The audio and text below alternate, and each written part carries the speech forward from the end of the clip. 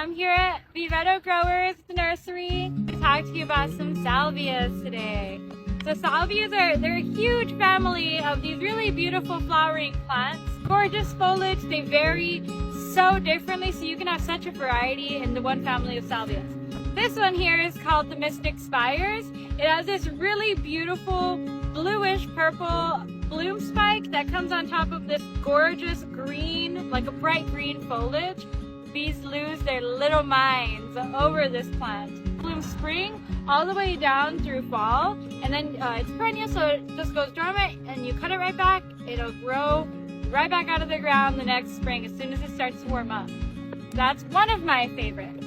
We have the Salvia Amistad. Now there are two colors of this.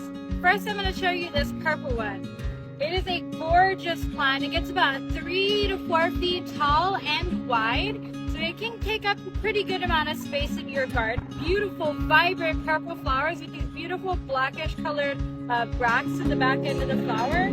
Also kind of a bright green, but more deep green than that Mystic Spire that I just showed you. But this is a great one for hummingbirds. This and the red one. Let's go take a look at that red one. Salvia Amistad red. So it does kind of have like a pinkish red look to it. And my favorite part about this one is that the blooms are fuzzy. It has such a gorgeous texture. Can you see that? They're so cute. And it gets about 3 to 4 feet tall, just similar to the other one. It kind of has a little more crinkle to its leaf.